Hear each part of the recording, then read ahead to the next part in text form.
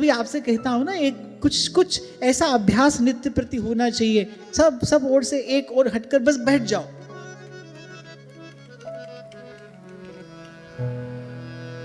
श्री स्वामी शरणानंद जी महाराज इसको मौन साधन कहते थे, और कहते थे सब साधनों में सबसे सर्वश्रेष्ठ यही है, मौन साधन। फिर श्री स्वामी रामसुखदास जी महाराज ने भी उन्हीं की चिंतन परंपरा को आगे बढ़ाया। वो उसको चुप साधन कहते थे। कुछ नहीं करना है, बस बैठी रहूं कुंजन के कोने व श्याम राधिका गाऊं।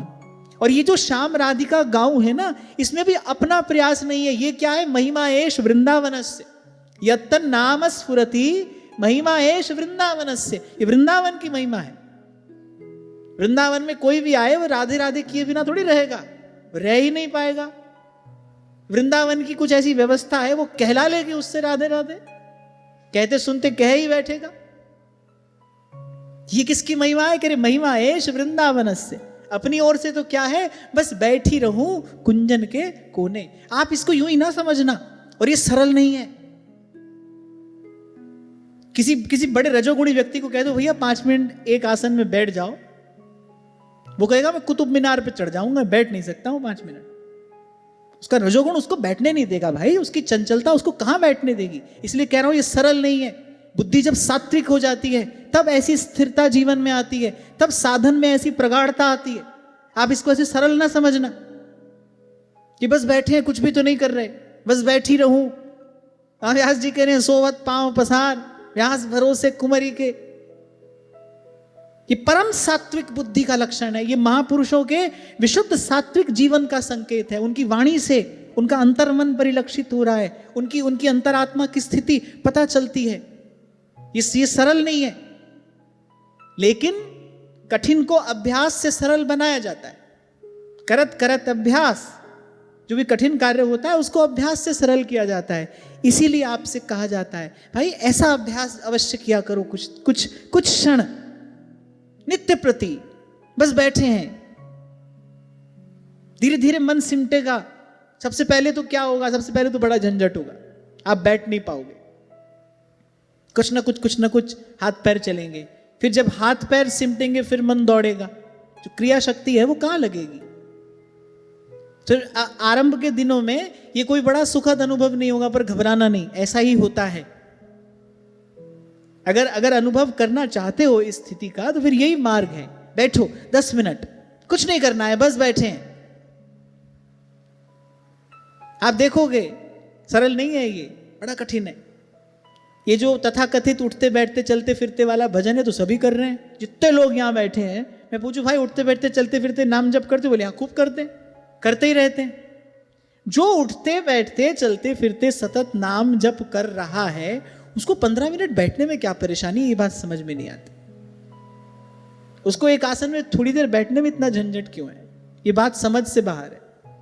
माने वो जो आप कर रहे हो ना, बहुत सतही तौर पर किया जाने वाला भजन चिंतन है, सुपरफिशियल।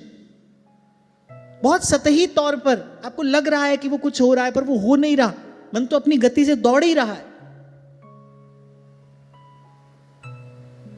आवश्यकता हो ना हो, पर चित्त वृत्ति को एकाग्र करने के लिए नियम संयम साधन की महत्ता तो है भाई, इसको तो मानना पड़ेगा।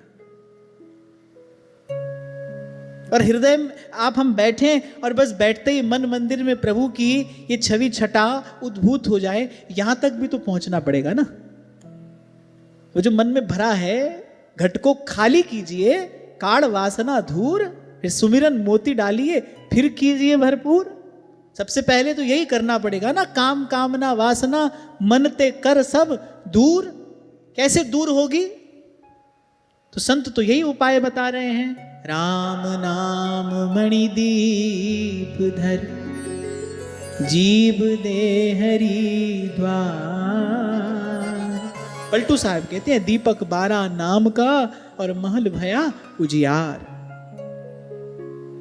और फिर आगे तो नारद जी ने मोहर ही लगा दी।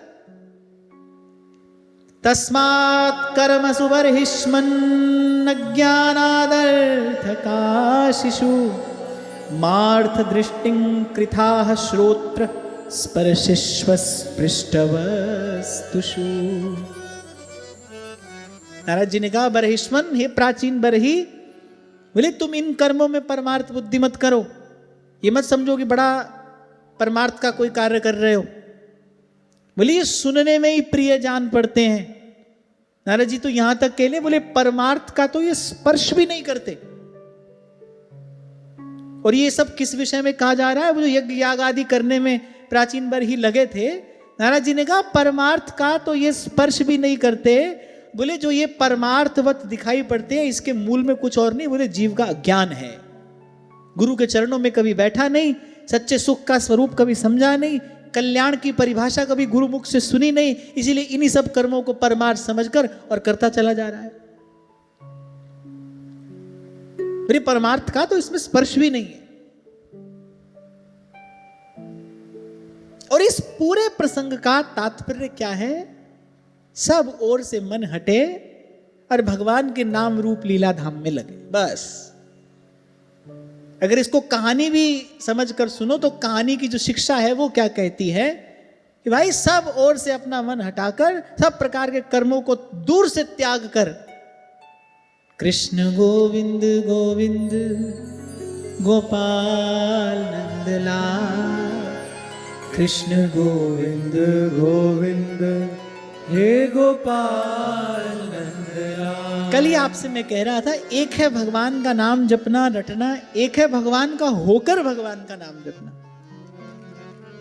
कहा तो श्री सेवक जी महाराज ने भी यही है, प्रीति सहित यह नाम कहाई, संतत सकल सुनहु चित लाई, श्री हरिवंश प्रताप जस। प्रीति सहित यह नाम कहा। और वहां कहा प्रतीति सो न रट्टहि, श्री व्यास नंदन नाम जो प्रतीति सो न रट्टहि, माने प्रीति प्रतीति से युक्त होकर। शायद कभी पूर्व में भी इस विषय पर हमने चर्चा की थी। दो बात जोड़ लीजिए अपने नाम जप में। एक तो ये जो मैं कर रहा हूं ये साधन नहीं है, ये सिद्धि है। ये नाम जप साधन नहीं है, ये सब साधन मेरे पूर्ण हो गए हैं। अब संत गुरु की कृपा से मुझे भगवान नाम रूपी ये परम सिद्धि प्राप्त हुई है। ये तो है प्रतीति। तो फिर किसका नाम है?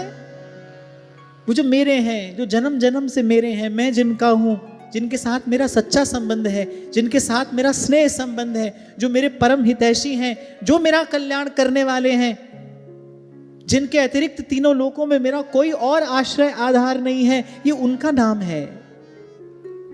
ये उनका नाम है।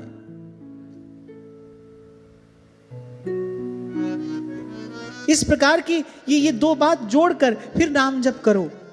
देखो वो थोड़ा सा भी नाम जप जो है, कबीर तो कहते हैं पल भर का ऐसा भजन भारे पाप भगाए। पल भर का ऐसा भजन।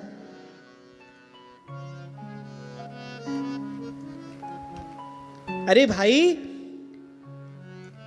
सब वस्तु हो आपके पास, हलवा बनाना है, सब वस्तु आपके पास में है, पर कौन सी वस्तु कितनी मिलानी है, उस वस्तु को सिद्ध करने की विधि अगर नहीं है तो वस्तु सिद्ध नहीं होगी ना। होगा क्या? अज्ञान के बस होकर सब कुछ मिला दिया तो ना तो वो वस्तु रही और ना ही हलवाई बना, वो तो सब व्यर्थ हो गया। ऐसे ही भजन की एक रीति है, प्रियालाल तक पहुंचने का जो मार्ग है उसको हमारे महाप्रभु रस रीति कहते हैं। प्रीत की एक रीत है ना, एक रीति है, वो रीति हमको प्राप्त हो। सूरदास जी ने तभी तो कहा प्रीति रीति तब पाइए अरु वृंदावन ऐन। भजन की एक विधि है, थोड़ी देर करो। कई बार आपसे कहता हूं, परसों भी इसी बात पर हम चर्चा कर रहे थे, कोई जरूरी नहीं आपको अष्टयाम सेवा करनी है, 2 ही समय करो, 1 समय करो, पर भाव से होनी चाहिए। प्रयास करो कि उस समय पूरा का पूरा मन बस अपनी भाव भावना में स्थिर रहे, प्रियालाल के निकट रहे, श्री जी को कैसे सुख पहुंचे, बस यही हमारा चिंतन हो। हमारे व्यवहार में भी जो हो वो प्रिया जी के सुखार्थी हो। 1 समय ऐसी सेवा करो, तब आपकी उन्नति होगी। नहीं तो देखा देखी भक्ति को व्यास ना होई निवाह, जहां हो वहीं रहोगे। 5 मिनट बैठो, 10 मिनट बैठो, प्रयास करो, नेत्र मूंद कर, श्वास को थोड़ा साध कर, चैन से बैठकर और मंद मधुर स्वर से प्रभु के नाम का उच्चारण करते हुए और बार बार इस बात का चिंतन करते हुए कि जन्म जन्मांतर के मेरे पुण्य पूर्ण हुए, पूर्ण पुण्य न ते रस खान, जी मोहनी मूरत आए निहारी। मेरे पुण्य पूर्ण हुए हैं, गुरुजनों की कृपा से मुझे ये भगवान नाम रूपी परम निधि, परम सिद्धि प्राप्त हुई है, और ये जिनका नाम है वो मेरे जन्म जन्म के साथी हैं।